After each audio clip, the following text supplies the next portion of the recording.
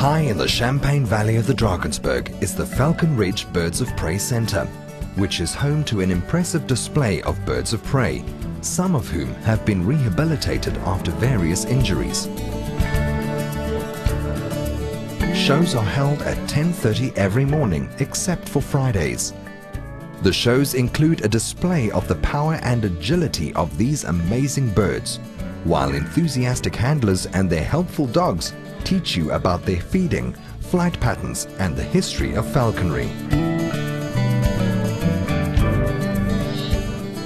At Falcon Ridge, visitors can witness these mighty hunters of the sky swoop for the catch, making use of their talons, beaks and wings.